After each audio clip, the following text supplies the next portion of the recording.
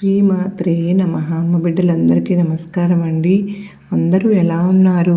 అందరూ కూడా అమ్మవారి దయ వలన ఎప్పుడు ఆనందంగా ఆరోగ్యంగా ఉండాలని, మీరు కోరిన కోరికలన్నింటినీ అమ్మవారు తీర్చేయాలని మీ తరపున నేను కూడా అమ్మవారిని మనస్ఫూర్తిగా కోరుకుంటూ ముందుగా అమ్మవారి పాదపద్మములకైతే ఒక్కసారి నమస్కరించుకుని వీడియోలోకి అయితే వెళ్ళిపోదామండి. ఇక ఈరోజు అమ్మవారు అమ్మ సందేశంగా ఏ సందేశం ఇవ్వబోతూ ఉన్నారు అంటే కనుక, బిడ్డ ధైర్యం ఉందా తల్లి? ధైర్యం ఉంటే మాత్రమే వినమ్మ. ఎందుకో తెలుసా? ఈరోజు నీ జీవిత భాగస్వామి గురించి కొన్ని పచ్చి నిజాలు చెప్పబోతున్నా. నీ భార్య కావచ్చు, భర్త కావచ్చు, ఎవరైనా కావచ్చు, వారి గురించి నువ్వు వినబోయే నిజాలు అనేవి నిన్ను గగుర్పాటుకు గురి చేస్తాయి. నువ్వు భయపడేలాగా చేస్తాయి. నీవు వెన్నులో వణుకు పుట్టించేలాగా చేస్తాయి. నీకు వాళ్ళు నిన్ను ఏ ఉద్దేశంతో పెళ్లి చేసుకున్నారో తెలుసా తల్లి? తెలిస్తే చీ కొడతావు. అలాంటి కొన్ని పచ్చి నిజాలైతే ఈరోజు నీ తల్లిగా చెప్పబోతున్నాను. ఎందుకు చెప్పబోతున్నానో తెలుసా? ఎన్నిసార్లు నా ముందు కన్నీళ్లు పెట్టుకున్నావు, ఎన్నిసార్లు నాతో దీనంగా మొరపెట్టుకున్నావు. దుర్గమ్మ, నా జీవితం ఎందుకు తల్లి ఇలా అయిపోయింది? పెళ్ళి కాకముందు ఎంతో సంతోషంగా, ఎంతో ఆనందంగా ఉన్న నేను పెళ్ళి తర్వాత కూడా కొద్ది రోజులు బాగానే ఉన్నాను. ఆ తరువాత మొదలైంది నా జీవితానికి ఎంత కావాలో అన్ని పరీక్షలు మొదలయ్యాయి. ఎంత అగ్ని పరీక్ష కావాలో అన్ని అగ్ని పరీక్షలు కూడా మొదలైపోయాయి. ప్రతిరోజు ప్రేమతో చూసుకునేవారు ఇప్పుడు ప్రతిరోజు కూడా హింసిస్తున్నారు. మాటలతో, చేతలతో, సూటిపోటి మాటలతో సంపాదించిన డబ్బు తీసుకెళ్ళి ఖర్చు పెట్టేస్తున్నారు. వాళ్ళు సంపాదించింది నాకు ఇచ్చేది బదులు తనే తీసుకువెళ్ళి ఖర్చు పెడుతూ ఉన్నారు. చెడు వ్యసనాలకు బానిసైపోయారు. మాట వినడం లేదు, ప్రేమ చూపించడం లేదు, అవమానిస్తున్నారు, అనుమానిస్తున్నారు. ప్రతిరోజు కూడా కన్నీళ్లకు గురి చేస్తున్నారు. ఏం చేయాలో దిక్కుతోచక స్థితిలో ఉన్నాను. ఉండలేనమ్మా, వెళ్ళలేను, బంధాన్ని సాగించలేను, తెగతింపులు చేసుకుని వెళ్ళలేను. నా జీవితం ఎందుకు దుర్గమ్మ ఇలా అయిపోయింది? నా భర్త లేదా నా భార్య ఎప్పుడు మారతారు? అరుస్తూ ఉంటారు, గోల చేస్తూ ఉంటారు. చుట్టుపక్కల పరువు పోతోంది. ఏం చేయాలో దిక్కు తోచని స్థితిలో ఉన్నాను. ప్రతిరోజు అనుక్షణం నరకంగా ఉంటుంది దుర్గమ్మ. ఎప్పుడు నాకు ఈ నరకం తప్పుతుంది అని కన్నీళ్లతో అడుగుతున్నావు తల్లి. చూడమ్మా, అక్కడని దుర్గమ్మ మనసు గుండె కలుక్కుమంటుంది. బిడ్డ, ఎప్పుడైనా ఆలోచించావా నా బిడ్డ జీవితం ఎందుకు ఇలా అయిపోయింది అని? అప్పుడు దారి తెలిసింది. దానికి కారణం నీకు తెలియచేయాలి అనిపించింది. అందుకేనమ్మా ఈరోజు వచ్చాను ఈ సందేశంతో. నీ జీవిత భాగస్వామి గురించి ఈరోజు చెప్పబోతున్నాను. గుండె నిబ్బరం చేసుకుని, గుండె గుప్పెట్లో పెట్టుకుని విను బిడ్డ, ధైర్యంగా విను. ఎందుకంటే వెన్నులో వణుకు పుట్టే నిజాలు ఈరోజు నువ్వు వినబోతున్నావు. కానీ వదులుకోవద్దు. వదులుకుంటావనుకున్నావంటే ప్రతిరోజు నువ్వు ఇది నరకం అనుభవించవలసి వస్తుంది. ప్రతిరోజు ఇదే నరకంలో భరించవలసి వస్తుంది. జీవితం గడపవలసి వస్తుంది. ఆ నరకం నుంచి నువ్వు ఎలా బయటపడాలో దానికి మార్గం కూడా నేను చెబుతాను. బిడ్డ, ఇక మీదట నువ్వు సంతోషంగా నీ జీవితం ఎలా ఉండాలో, ఎలా మలుచుకోవాలో కూడా నేను చెప్తాను. జాగ్రత్త, వదులుకోవద్దు. వదులుకుంటే ఆ కన్నీళ్ళు, ఆ కష్టము, ఈ బాధ, ఈ అగచాట్లు జీవితాంతం తప్పవు. అవన్నీ ఈరోజు నేను దూరం చేసుకోవాలి అనుకుంటే మాత్రం విను. ఈరోజు నీ దుర్గమ్మ సందేశాన్ని వింటావు కదూ. ఈరోజు నీకు ఒక అద్భుతమైనటువంటి సందేశంతో నీ దుర్గమ్మను వచ్చాను. తప్పకుండా మామూలుగా అయితే సహజంగా అమ్మవారు ఇలాంటి సందేశాలను ఇవ్వరు. కానీ ఈరోజు ఇస్తున్నారు అంటే దాని వెనుక ఎంతో లోతైన అర్థం, భావన ఉంటుంది. కనుకనే ప్రతి ఒక్కరూ తెలుసుకోవాల్సిన ఈ లోతైన భావన ఉంది. అందుకే అమ్మవారు మన ముందుకు తీసుకుని వచ్చారు. అమ్మవారి సందేశం ద్వారా అందరూ అర్థం చేసుకోవాలని, తెలుసుకోవాలని, మీ కష్టాలను దూరం చేసుకోవాలని. మరి అమ్మవారి సందేశాన్ని పూర్తిగా వింటేనే కదండి అర్థమవుతుంది. వీడియోని ఎక్కడ కూడా స్కిప్ చేయకుండా, మిస్ చేసుకోకుండా చివరి దాకా చూడండి. మీ ఫ్యామిలీ మెంబర్స్కి, మీ ఫ్రెండ్స్కి అందరికీ కూడా తప్పకుండా షేర్ చేయండి. మన ఛానల్ని ఫస్ట్ టైం చూస్తూ ఉన్నారా? ప్లీజ్ అండి ఛానల్ సబ్స్క్రైబ్ చేసుకొని మీ సపోర్ట్ నాకు అందించండి. మరి మీరు తప్పకుండా నాకు హెల్ప్ చేస్తారని నేను భావిస్తూ ఉన్నాను. నేను మీ నుంచి కోరుకుంటున్నది ఇది ఒక్కటే. మరి తప్పకుండా వీడియోని ప్రతి ఒక్కరికి షేర్ అయ్యేదాకా మీరైతే మాత్రం మీ వంతు కృషి చేయండి. ఆ తర్వాత నా అమ్మవారే చూసుకుంటారు. ఇక ఈ అమ్మవారి సందేశానికి వస్తే కనుక, తల్లి ఒకే ఇంట్లో ఉన్నారు, మళ్ళీ ఒకే పైకప్పు నివసిస్తూ ఉన్నారు. కానీ బద్ధ శత్రువులుగాను, అసలు సంబంధం లేని ఒక వ్యక్తులుగాను, ఒకరి మీద ఒకరు కక్ష పెంచుకొని ఒకరి మాట ఒకరికి లెక్కలు లేకుండా బ్రతికిస్తూ ఉన్నారు. కారణం ఏంటో తెలుసా? ఇప్పుడు చెప్తాను, వింటావా బిడ్డ? ధైర్యంగా విను. ఎందుకంటే ఈ ప్రపంచంలో కోట్లాది ముఖాలు ఉన్నాయి, ఎంతోమంది ప్రజలు కూడా ఉన్నారు. కానీ ఆ భార్య తన జన సమూహంలో నీ దృష్టి కేవలం ఒకే ఒక ముఖం మీద మాత్రమే ఆగిపోతుంది. వేలాది సంబంధాలు ఏర్పడి పాడైపోయిన తర్వాత ఆఖరికి ఒకే వ్యక్తితో నీ వివాహం ఎందుకు జరిగింది, ఎందుకు జరుగుతుంది? ఎప్పుడైనా నువ్వు ఒంటరిగా కూర్చుని ఆలోచించావా? తడి కళ్ళతో పైకప్పును చూస్తూ ఇలా ఆలోచిస్తున్నావా? నాకు ఈ భర్త లేదా ఈ భార్య ఎందుకు దొరికింది? ఇది కేవలం యాదృచ్ఛికమా లేదా బంధువులు తీసుకొచ్చిన సంబంధమా? పెద్దవాళ్ళు చేసిన నిర్ణయమా? దీని వెనుక మీ అవగాహనకు ఈ జన్మ జ్ఞాపకాలను చాలా దూరంగా ఉన్న ఏదో లోతైన రహస్యం ఉంది బిడ్డ. వివాహం మొదటి రోజులో సన్నాయి మోగినప్పుడు రెండు హృదయాలు కలుస్తున్నట్లు అనిపిస్తుంది. కానీ కొన్ని సంవత్సరాలు గడిచిన తర్వాత ఆ సన్నాయి మోత నిశ్శబ్దమైపోతూ ఉంటుంది. ఇంట్లో పాత్రలు ఢీకొట్టుకునే శబ్దాలు, అరుపులు లేదా ఒక ప్రాణాంతక నిశ్శబ్దం గుండెలను పిండేస్తుంది. అప్పుడు మనసులో ఈ ప్రశ్న మెరుస్తుంది కదూ, నీకు నా అదృష్టమే చెడ్డదా లేక భగవంతుడు నాకు అన్యాయం చేశాడా అని. కానీ విషయం ఏంటో తెలుసా అమ్మా? అది నీ కర్మఫలం బిడ్డ, కర్మ సిద్ధాంతం అమ్మ ఇది. బ్రహ్మాండంలో ఏ కారణము లేకుండా ఒక్క ఆకు కూడా కదలదని నీకు తెలుసా? అటువంటప్పుడు నీ జీవితంలోకి మీ జీవిత భాగస్వామి ఎలా వస్తారో కారణం అనేది ఉంది. ఆ కారణం ఏంటి? మీ సుఖదుఖాలకు అది పెద్ద కారణమైన జీవిత భాగస్వామి కారణంగా లేకుండా నీ జీవితంలోకి ఎలా వస్తుంది. ఈరోజు నేను ఆ పరదాన్ని ఎత్తబోతున్నాను బిడ్డ. ఆ పొరను తొలగించబోతున్నానమ్మా. ఆ పరదా నీ వైవాహిక జీవితం మీద పడి ఉంది. ఈరోజు నీకు తెలుస్తుంది. నువ్వు నిద్రిస్తున్నా కూడా, నీతో భోజనం చేస్తున్నా కూడా ఆ వ్యక్తి నిజంగా ఎవరు? అది నీ గత జన్మ ప్రేమికుడా లేదా పాత శత్రువా? పాత లెక్కలు తెచ్చుకోవడానికి భర్త లేదా భార్య రూపంలో నీ ఇంట్లో కూర్చున్నాడా? ఇది వినడానికి కొంచెం కఠినంగా అనిపిస్తుంది కదా బిడ్డ, కానీ సత్యం ఎప్పుడూ మధురంగా ఉండదుగా. ఎందుకంటే జీవాత్మ కొత్త శరీరం ధరించినప్పుడు దానితో ఏమీ తీసుకురాదు. ధనం కూడా, బట్టలు కూడా, పదవి కూడా ఒక అదృశ్య ఫలాన్ని తీసుకొస్తుంది. దాని రుణానుబంధం అంటారు. రుణం అంటే అప్పు, అనుబంధం అంటే అది అప్పు, అనుబంధం, బంధం. ఇది గత జన్మలో లావాదేవీల రూపంలో, భావనల రూపంలో లేదా ప్రతీకార రూపంలో అసంపూర్ణంగా మిగిలిపోయిన అప్పు. నియమం అప్పుడు చెల్లించక తప్పదు. అప్పును తప్పక చెల్లించాల్సి ఉంటుంది. బ్యాంకులో అప్పు తీసుకుని నువ్వు పారిపోవచ్చునేమో కానీ, స్నేహితుల డబ్బులు తీసుకుని నగరం వదిలి నువ్వు పారిపోవచ్చునేమో కానీ, కర్మల అప్పులను తీసుకుని మరణాన్ని కూడా దాటి నువ్వు పారిపోలేవు తల్లి. ఇది మాత్రం గుర్తుపెట్టుకో.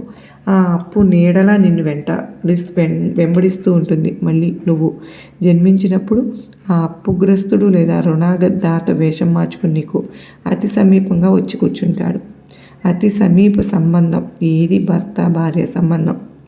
ఎందుకంటే ఇదే ఆ సంబంధం. ఇద్దరూ ఒకే ఇంటి పైకప్పు కింద, ఒకే గదిలో జీవితంలో అత్యధికమైనటువంటి సమయాన్ని గడుపుతారు. అది సరిచేసుకోవడానికి మీ గత జన్మలో అతిపెద్ద సుఖానికి లేదా అతిపెద్ద దుఃఖానికి కారణమైన వ్యక్తిని నీ జీవిత భాగస్వామిగా చేస్తూ ఉంటుంది. ఇప్పుడు నీ జీవితాన్ని చూడు. నీ భర్త లేదా నీ భార్య నీతో కారణం లేకుండా నిన్ను తిట్టారంటే నువ్వు వాళ్ళ కోసం ప్రాణం పెట్టి ఏదైనా చేస్తావా? నీ ఇష్టాలను వాళ్ళు అణిచివేస్తారా? కానీ ప్రతిగా అవమానాలు, తిరస్కారం, ఘటన, మాటలు మాత్రమే దొరుకుతూ ఉన్నాయి కదా. నువ్వు ఆలోచిస్తున్నావు, నేను దీన్ని చెడు ఏమీ చేయలేదు కదా, ఇతనికి చెడు చేయలేదు, ఇక్కడైనా కూడా నాకు ఎందుకు ఇలా జరుగుతుంది అంటే ఏది శత్రువునం కాదు బిడ్డ. గత జన్మలో నువ్వు ఎవరినో బాధ పెట్టావు, బహుశా ఎవరినో మోసం చేశావు, దగా చేశావు లేదా అవమానించావు. అప్పుడు ఆ వ్యక్తి బలహీనుడు, నిన్ను ఏమీ చేయలేకపోయాడు, నీకు ఏమీ చేయలేకపోయాడు, మౌనంగా ఉండిపోయాడు. కన్నీళ్లతో, గుండె బరువుతో రోధిస్తూ అతడు ఏడుస్తాడు, తడపడతాడు, తర్వాత చనిపోయాడు. కానీ ఆ బాధ, ఆ ప్రతీకార జ్వాల చల్లారలేదు. ఆ శక్తి బ్రహ్మాండంతో తేలుతూ ఉండిపోయింది. ఈ జన్మలో నియతి అతనిని భర్త లేదా భార్యగా చేసింది. ఇప్పుడు అతను నీ నుంచి ఆ అవమానం, ఆ బాధ, ఆ వేదన వసూలు చేసుకుంటున్నాడు. ఇంతే తేడా, కేవలం ఇదే తల్లి. ఇప్పుడు నువ్వు మర్చిపోయావు కానీ అతని ఆత్మ మర్చిపోలేదు, గుర్తు పెట్టుకుని ఉంది. అతను ఆత్మను అప్పుడే లభిస్తుంది లెక్కలు పూర్తయినప్పుడు. అందుకే ఎన్నోసార్లు చూస్తావు చూడు, అలా సజ్జనుడైన పురుషునికి చాలా కర్కశమైన భార్య దొరుకుతుంది, లేదా చాలా ధర్మపరాయణమైన స్త్రీకి అత్యాచారి చెడ్డ భర్త దొరుకుతాడు. ప్రపంచం అంటుంది భగవంతుని దెబ్బకు శబ్దం ఉండదు అని. ఇది ఏంటి అన్యాయం? కానీ ఆధ్యాత్మిక దృక్పథంతో ఇది న్యాయం కాదు, ఇది పరమ న్యాయం. గత జన్మల బ్యాలెన్స్ సీటు సరిచేసుకోవడం జరుగుతోంది. కానీ ప్రతి సంబంధము శత్రుత్వం కాదు. నువ్వు సంబంధాలు, ఆర్థిక రుణాలని నువ్వు అలాంటి జంటలను చూసావా బిడ్డ? లేదు. నీకు అలా జరుగుతోందా? వివాహం తర్వాత అకస్మాత్తుగా ఖర్చులు పెరిగిపోయాయి. నీ జీవిత భాగస్వామి జబ్బు చేస్తూ ఉంటుంది. నీ కష్టార్జితం ఆసుపత్రుల్లో, మందుల్లో లేదా వాళ్ళు నిర్ధారణ ఖర్చుల్లో పోతూ ఉంటుంది. నువ్వు సంపాదిస్తూ అలసిపోతావు, కానీ ఖర్చు మాత్రం తగ్గదు, పెరుగుతూ ఉంటుంది. ఇదే సూచన. దీనికి గత జన్మలో నువ్వు ఆ జీవాత్మకు తన దగ్గర ధనం తీసుకున్నావు లేదా ఆర్థిక నష్టం కలిగించావు. ఇప్పుడు అది భర్త లేదా భార్యగా వచ్చి పెద్ద హక్కుతో నీ జేబులో నుంచి ఆ డబ్బు తీస్తుంది. పైసా లెక్క పూర్తయ్యే వరకు కొనసాగుతూనే ఉంటుంది. తల్లి, గుర్తుంచుకో, లెక్క పూర్తయిన రోజు అది పూర్తిగా మారిపోతుంది, లేదా ఆ సంబంధం, ఆ శరీరం వదిలిపోతుంది నీ నుంచి దూరంగా. నువ్వు దీన్ని దురదృష్టం అంటావు, జబ్బు అంటావు, కానీ నిజానికి ఇది అప్పు తిరిగి చెల్లించడం. ఇక మూడవ రకం ఉదాసీన సంబంధం అని పిలుస్తారు చూడు. దీన్ని అంటే ఇవి అలాంటి వివాహాలు ఎక్కువ ప్రేమ లేదు, ఎక్కువ ద్వేషము లేదు. కేవలం ఒక వాహనం ఏడ్చుకుంటూ పోతుంది. అంటే భర్త తన పనిలో మునిగిపోయి ఉంటాడు, భార్య పనిలో మునిగిపోయి ఉంటుంది. ఇద్దరు ఒకే పైకప్పు కింద అపరిచితుల్లాగా ఉంటారు. సంభాషణ లేదు, స్పర్శ లేదు, భావన లేదు. ఇది గత జన్మలో ఆ ఆత్మతో మీకు లోతైన లావాదేవీ ఏమీ లేదు. కేవలం స్వల్ప సంబంధం ఉండి అది పూర్తి కాలేదు. బహుశా నువ్వు ఒకంత సమయం గడుపుతావని చూసి వినిపించుకుంటావు. ఆ సమయాన్ని వాళ్ళకి ఇవ్వలేకపోతున్నావు. అప్పుడు అందుకే ప్రకృతి నిన్ను ఇలా కలిపింది, మిమ్మల్ని కలిపి ఇలా బంధించింది. ఒకే ఇంట్లో, ఒకే పైకప్పు కింద, ఒకే గదిలో. అంతే. ఆ సమయం దాని కోటా పూర్తి చేసుకోవడానికి ఇలాంటి సంబంధం కలుపుకుంటుంది. అది జైల్లాగా అనిపిస్తుంది. శిక్ష లేదు, కానీ విడుదల అయితే రాలేదు. కానీ ఇవన్నీ మధ్యలో చాలా నాలుగో సంబంధం కూడా ఉంది, బిడ్డలు. అది చాలా అరుదైంది. అది కేవలం పుణ్యం బలమైన వాళ్ళకే లభిస్తుంది.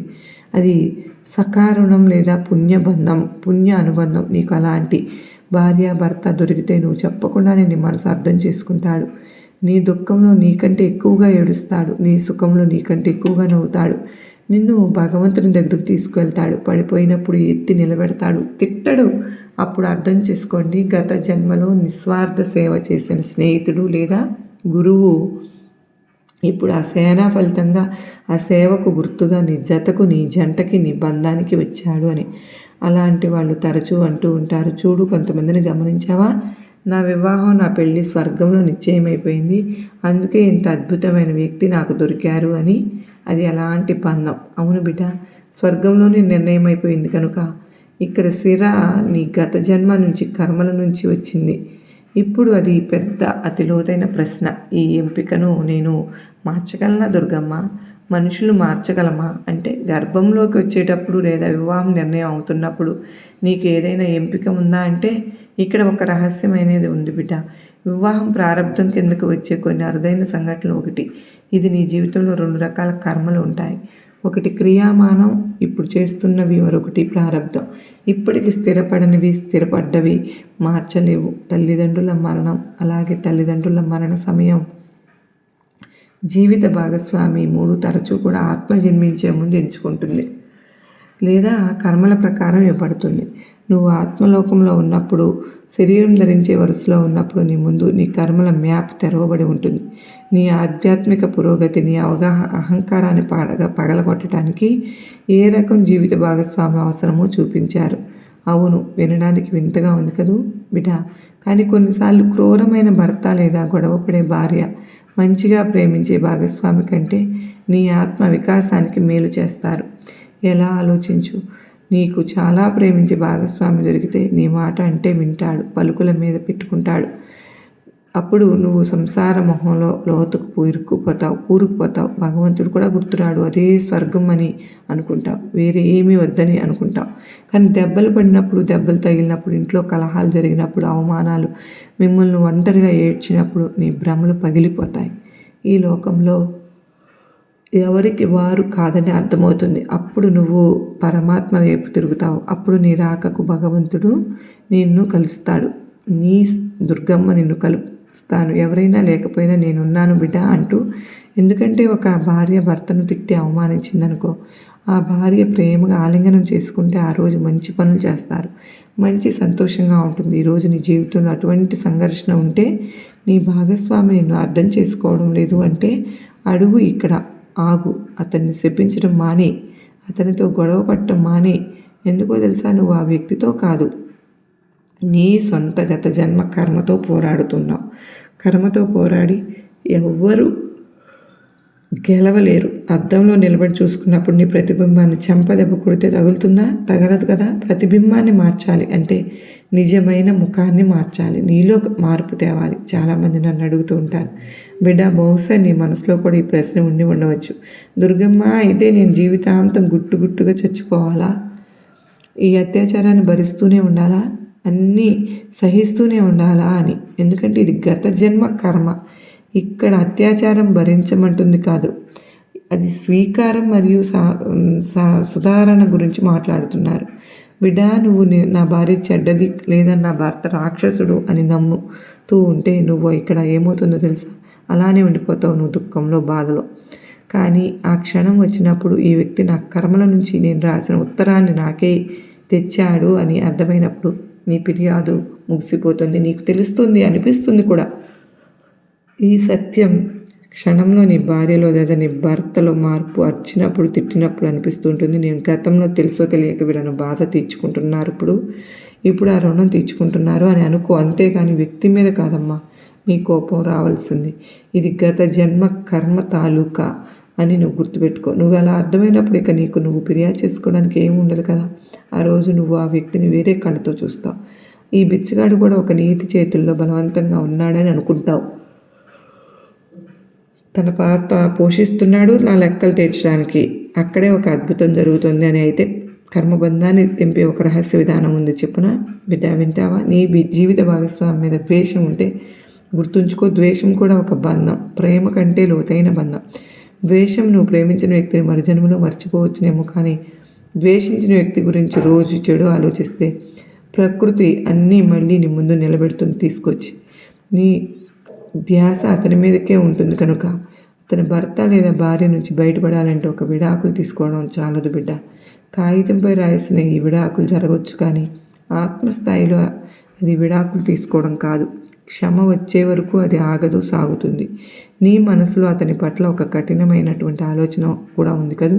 అలా ఉంటే ఒక దారం బిగుసుకునే ఉంటుంది. నీ మూసుకున్న కళతో ఆ బాధ కలిగించే భాగస్వామిని క్షమించే భగవంతుడితో ఇలా అన్న రోజు, భగవంతుడా, దీనితో నాకు ఒక పాత లెక్కలు ఏమైనా ఉంటే ఈరోజు నేను ప్రేమతో, క్షమతో ముగించేసుకుంటున్నాను. నేను ఈ బంధాన్ని విడుదల చేస్తున్నాను. నన్ను నేను విడుదల చేసుకుంటున్నాను. ఆ రోజు ఆ అదృశ్య ద్వారం తెగిపోయింది. తల్లి, నువ్వు ఇలా అడిగిన రోజు ఆశ్చర్యంగా లేదా ఆ వ్యక్తి ప్రవర్తన మారిపోతుంది తెలుసా? లేదా ఆ వ్యక్తి నీ జీవితం నుంచి ఏ కఠినత్వం లేకుండా దూరం అయిపోతాడు. మరో విషయం అర్థం చేసుకో బిడ్డ, నువ్వు తరచూ ఆలోచిస్తున్నావు కదూ, నా ఆత్మకు దగ్గరగా ఆత్మీయుడు ఎందుకు దొరకలేదు అని. అంటే ఇక్కడ సత్యం ఏమిటో తెలుసా తల్లి? నీ ఆత్మీయుడు అంటే ఎవరో ఎప్పుడు సంతోషంగా ఉంచేవాడు కాదు. ఆధ్యాత్మిక అర్థంతో నీ ఆత్మీయుడు అంటే ఇక్కడ భాగస్వామి నీ ఆత్మకు శుద్ధి చేసి, భాగస్వామి ఆత్మ బంగారంలాగా ఉంటుంది. బంగారాన్ని శుద్ధి చేయడానికి అగ్నిలో తప్పించాలి కదా. నీ భాగస్వామి నిన్ను తప్పిస్తున్నాడు కనుకనే కాలుస్తున్నాడు. అంటే నిన్ను కాలుస్తున్నాడు అంటే నీ అశుద్ధాన్ని కాలుస్తున్నాడు. నీ అహంకారాన్ని, నీ ఓర్పుని, నీ లోపాన్ని, కోపాన్ని బయటకు తీస్తున్నాడు. నిన్ను మంచి మనిషిగా మార్చే సవాలు ఇస్తున్నాడు. ఇలా అంటే మహాభారతంలో గాంధారి అంధుడై ధృతరాష్ట్రుని ఎంచుకుంది. మండోదరి అహంకారై రావణుని ఎంచుకుంది. అది యాదృచ్ఛికమా? కాదు, అది మహాత్ముల ఎంపిక. వాళ్ళు కఠిన పరీక్ష ఎంచుకున్నారు. ఎందుకంటే సులభమైన ప్రశ్నాపత్రం ఎక్కడ ఉంటుంది అంటే జీవితం అనే క్లాసులో కఠినమైన భర్త లేదా కఠినమైన భార్య దొరకటం.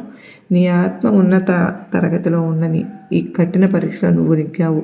పాస్ చేయగల సామర్థ్యం ఉందని సూచిస్తుంది కనుక ఈరోజు రాత్రి నీ జీవిత భాగస్వామిని నువ్వు చూసినప్పుడు ఏం చేయాలంటే పాత గొడవ మొదలు పెట్టాలి.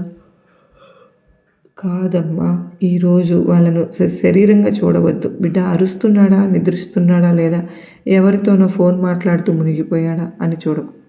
ఈరోజు వాళ్ళల్లో ఉన్న ఆత్మను చూడడానికి ప్రయత్నించు, ఆలోచించు. ఈ ఆత్మ కూడా నా పురాతనమైనది. మన ఇద్దరం ఎన్నో శతాబ్దాల నుంచి, ఎన్నో జన్మల నుంచి ఒకరినొకరు వెంబడించుకుంటూ ఉన్నాం. ఈసారి నేను రుణదాతను. ఒకసారి నేను ఇలా రుణదాతలుగా ఉండిపోయాము. ఇక ఈరోజు ఇతను నన్ను బాధ పెడుతూ ఉన్నాడు. ఈ ఆట చాలా కాలంగా నడిచింది. ఇప్పుడు ఆ ఆటను ముగించే సమయం అయితే ముగింపు మార్గం ఏంటో తెలుసా? కృతజ్ఞత. అవును తల్లి, అవును. నీకు ఇంత బాధ వచ్చిన వ్యక్తి పట్ల కూడా కృతజ్ఞత చూపు. ఎందుకంటే ఆ బాధే ఈరోజు ఈ వీడియో నిన్ను చూడమని చెప్పింది. ఆ బాధే నిన్ను భగవంతుని మార్గంలోకి నెట్టింది. అంత మంచిగా ఉంటే నువ్వు ఈరోజు ఎక్కడ ఉండేవాడివో తెలుసా? ఎక్కడ ఆనందంగా సంతోషంగా భగవంతుని మర్చిపోయి ఒక మాయలో చిక్కుకొని వాళ్ళు. ఈ బాధే నిన్ను లోతుగా చేసిందమ్మా, లోతుగా ఆలోచించేలాగా చేసింది. ఇక్కడ భార్యాభర్త సంబంధమే మోక్షానికి అతిపెద్ద ద్వారం. తల్లి సన్యాసి అయినా సరే అడవికి వెళ్తే అక్కడ శాంతిగా ఉండడం చాలా సులువు. అక్కడ నిన్ను ఆటంకపరిచేవాడు ఎవరు ఉండరు. అక్కడ నువ్వు స్నానం చేశాక తుడుచుకున్న తడి టవల్ ఏదైతే ఉందో మంచం మీద వదిలేసేవాళ్ళు, ఉప్పు తక్కువైందని కారం ఎక్కువైందని అరిచేవాళ్ళు కూడా ఉండరు. కానీ గృహస్థ జీవితంలో ఈ చిన్న చిన్న గొడవల మధ్యలో, ఈ తిట్ల మధ్యలో నీ మానసిక సమతుల్యాన్ని కాపాడుకుంటే, ఎదుటి వ్యక్తి కోపాన్ని నీ శాంతితో తీసుకుంటే నువ్వు ఈ గొప్ప తపస్సు కంటే కూడా తక్కువేమీ కాదు. ఆ తపస్సు కంటే కూడా గొప్ప యోగివి నువ్వు. నీ వెళ్ళే హిమాలయం నీ జీవిత భాగస్వామియే నీ తపస్సు. అందుకే మరుసటి రోజు నీ జీవిత భాగస్వామి నీకు గాయం కలిగించినప్పుడు ప్రతిస్పందనకు రియాక్ట్ అవ్వకు. కేవలం లోతుగా శ్వాస తీసుకుని మనసులో ఇలా అనుకో, లెక్క సరిపోయింది అని. నువ్వు ఇలా అనగానే ఆ మాట నీకు ఎలా ఉంటుందంటే బాధనివ్వటం మానేస్తుంది. అంటే ఇతను ఈ సమయంలో నన్ను ఇలా అంటున్నాడు అంటే నేను ముందు జన్మలో ఏదో అన్నాను, ఆ మాటకు ఇప్పుడు లెక్క సరిపోయింది అని అనుకో. నీ మనసు బాధపడదు. అప్పుడు నువ్వు ఆ నాటకంలో నటుడు కాకుండా ఒక ప్రేక్షకుడు మాత్రమే అవుతావు. అరుస్తున్న ఒక కీడు జంటను చూస్తావనుకో, దాని దారాలు దాని సంస్కారాలలో కర్మలతో బంధింపబడి ఉన్నాయి. అది కావాలని మధురంగా మాట్లాడలేదు. ఎందుకంటే నీ మీద ప్రారంభ భారం ఉంది. దానిపై కోపం రాదు. జాలిపడు. గుర్తుంచుకో బిడ్డ, నువ్వు ఇక్కడ ఇల్లు కట్టుకోవడానికి రాలేదమ్మా. నీ నిజమైన ఇంటికి తిరిగి వెళ్ళే సన్నాహాలు చేసుకోవడానికి వచ్చావు. మదనానికి నీ జీవిత భాగస్వామి ఎలాంటిదైనా సరే నీ ప్రయాణంలో సహయాత్రికుడు. అతని పాత్ర విలువైందే కావచ్చు, కానీ అతను లేకుండా నీ కథ మాత్రం పూర్తి కాదు. ఈ లోతైన రహస్యాన్ని అర్థం చేసుకున్న తర్వాత నువ్వు ఇంకా నీ అదృష్టానికి ఏడుస్తావా, లేక లేచి నిలబడి నీ పరిస్థితులు కొత్త కాంతితో చూస్తావా? ఎంపిక నీదే. కర్మల చక్రాన్ని విరచటము లేదా శాంతి రాదు. కర్మచక్రాన్ని విరిచే కత్తెర ఏంటో తెలుసా? ప్రేమ మరియు క్షమ. ఈరోజు రాత్రి నిద్రపోయే ముందు నీ జీవిత భాగస్వామిని నిద్రించిన తర్వాత వాళ్ళ ముఖాన్ని జాగ్రత్తగా చూడు. అప్పుడు వాళ్ళు శాంతంగా ఉంటారు. వాళ్ళ అహంకారం కూడా నిద్రిస్తూ ఉంటుంది. అప్పుడు వాళ్ళ ఆత్మతో మాట్లాడు. మనసులో ఇలా చెప్పు, నువ్వు గత జన్మలో ఎవరివో నాకు తెలియదు, కానీ ఈ జన్మలో నువ్వు నాతో ఉన్నావు. నేను నీతో ఉన్నాను. నువ్వు నా భాగస్వామివి అని నేను ఎంచుకున్నాను. ఇక్కడ నా అన్ని గిల్లి కజ్జాలు, అన్ని ఫిర్యాదుల నుంచి కూడా నన్ను విడుదల చేస్తూ ఉన్నారు మీరు. నువ్వు కూడా నన్ను విడుదల చెయ్యి. మనం ఇద్దరం శాంతిగా ఒక ప్రయాణం పూర్తి చేద్దాం అని ఈ చిన్న మానసికమైనటువంటి ప్రయోగం నీ మొత్తం ప్రపంచాన్ని మార్చేస్తుంది. బిడ్డ, ఎందుకో తెలుసా? నువ్వు మారినప్పుడు నీ చుట్టూ ఉన్న శక్తి మారుతుంది. శక్తి మారినప్పుడు ఎదుటి వాళ్ళు కూడా మారక తప్పదు కదా. ఇది బ్రహ్మాండ నియమం, నీ దుర్గమ్మ నియమం. ఈ వీడియో కేవలం సమాచారం మాత్రమే చూడకు. ఇది ఒక సంకేతంగా తీసుకో. బహుశా నీ పూర్వీకులు లేదా స్వయంగా విధాత నువ్వు ఈరోజు ఇది వినాలని కోరుకుంటున్నారేమో. అందుకే ఈ సందేశం నీ ముందుకు వచ్చిందేమో. తప్పకుండా దీనిలోని అర్థాన్ని గ్రహించు. నీకోసం నీ దుర్గమ్మ తెచ్చిన సందేశాన్ని నిర్లక్ష్యం చేయవద్దమ్మా. మరి ఈ సందేశం ముందుకు వచ్చినందుకు నీకు దుర్గమ్మకు ఒక్కసారి ధన్యవాదాలు చెప్పి నీ ఆ సంబంధాన్ని పాడవనవ్వకుండా కాపాడుకోవడానికి, లేదా గుట్టుగా చచ్చిపోకుండా బయట పడటానికి జీవితం చాలా చిన్నది తల్లి. నువ్వు దాన్ని ద్వేషంతో వృధా చేస్తావా? అది ప్రేమతో అవగాహనతో జీవించు. నీ జీవిత భాగస్వామి నీకు అతిపెద్ద అద్దం. అందులో నీ ముఖం చూడు, అక్కడ మచ్చలు తుడుచుకుని చిరునవ్వుతో చూడు. ఎందుకంటే ఆఖరికి అందరూ ఒకే నది యాత్రికులు. కేవలం వేరువేరు బాటల్లో ఉన్న కలవటం, విడిపోవడం అన్నది ఆ ప్రయాణాన్ని బట్టి ఉంటుంది. ఆ ప్రయాణ ఆనందాన్ని తెలుసుకోవడం ఇక్కడ జాగ్రత్తగా చేయాలి. అది ఆత్మకే తెలుసు. ఈరోజు ఈ మాటలు నీ హృదయంపై పేరుకుపోయి ఉన్న కొంత భారాన్ని అయితే తగ్గించాయని నేను అనుకుంటున్నాను. నీకు కూడా అనిపిస్తే నిజంగా దుర్గమ్మ, నా గుండెల్లో ఉన్న భారం తగ్గింది, మా గొడవలకు నాకు కారణం తెలిసింది. నేను ఇంకా నా జీవిత భాగస్వామి మీద కోపంతో కాదు, కక్షతో కాదు, బాధతో కూడా కాదు, అర్థం చేసుకోవడానికి ప్రయత్నిస్తాను.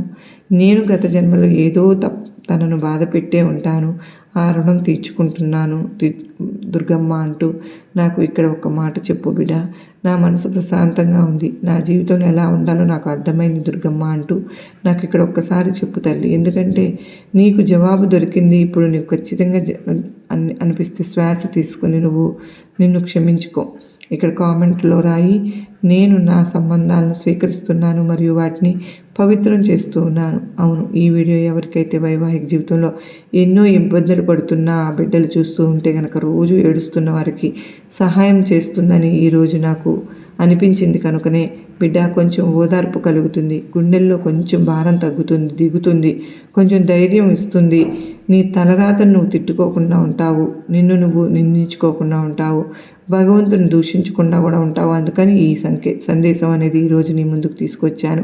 ఇది ఒక పుణ్యకార్యం బిడ్డ. ఇద్దరు జంటలు ఎందుకు కలుస్తారో, ఎందుకు బాధపడతారో, ఎందుకు ఏడుస్తారో, ఎవరు విడిపడతారో అవన్నీ కూడా పూర్వజన్మల రుణానుబంధమే, పూర్వజన్మ అప్పు. ఇది ఆ అప్పుని ఈ జన్మలో చెల్లించుకుంటున్నారు అంతే, అంతకు మించి మరొకటి కాదమ్మా. అర్థం చేసుకునే జీవితం ఆనందంగా ఉంటుందని గుర్తుపెట్టుకో. అర్థం చేసుకోకపోతే ఆ జీవితం కష్టమైపోతుంది తల్లి. కనుక నీ దుర్గమ్మ మీద నమ్మకంతో అన్నీ కూడా నేను చెప్పినట్లు చేస్తామని ఆశిస్తూ భావిస్తూ ఉన్నాను అంటూ అమ్మవారైతే ఈరోజు అత్యద్భుతమైనటువంటి సందేశంతో మన ముందుకు వచ్చారు కదండి. ఈ వీడియో మీకు నచ్చింది, గొప్ప నమ్మకాన్ని, ధైర్యాన్ని కలిగించిందని అనుకుంటున్నాను. నచ్చింది అనుకున్న వారు ప్రతి ఒక్కరూ కూడా చిన్న కామెంట్ సెక్షన్లో శ్రీమాత్రే నమః అని కామెంట్ పెట్టి మీ సపోర్ట్ నాకు అందించండి. అంత మాత్రమే కాదండి, లైక్ చేసి సపోర్ట్ చేయండి. చాలామంది సబ్స్క్రైబ్ చేసుకోకుండా ఉన్నారండి. మరి మీకు అమ్మవారి సందేశాలు చాలా నచ్చుతున్నాయి, గొప్ప నమ్మకాన్ని కలిగిస్తున్నాయి అని ప్రతి ఒక్కరూ అంటూ ఉన్నారు కదా. మరి సబ్స్క్రైబ్ చేసుకుంటే మీకు వెంటనే నోటిఫికేషన్ రూపంలో వచ్చేస్తాయి కదండి. మొదటిగా మీకే వస్తాయి కదా. తప్పకుండా సబ్స్క్రైబ్ చేసుకుని మరి అమ్మవారి సందేశాలని ప్రోత్సాహకరంగా మీరందరూ ముందుకు తీసుకువెళ్తారని మీ నుంచి నేను మనస్ఫూర్తిగా కోరుకుంటున్నానండి. మరి ఈరోజు అమ్మవారి ఆశీస్సులు, కృప, కరుణ, కటాక్షములు మనందరిపైన నిండుగా మెండుగా ఉండాలని, ఆ తల్లి కరుణతో మనందరికీ కూడా అష్టైశ్వర్య, ఆయురారోగ్యాలను, భోగభాగ్యాలను అందించాలని మనస్ఫూర్తిగా అమ్మవారిని మరొక్కసారి వేడుకుంటూ మరో చక్కని అమ్మవారి సందేశంతో కలుసుకుందామండి. అంతవరకు నమస్కారం ఫ్రెండ్స్.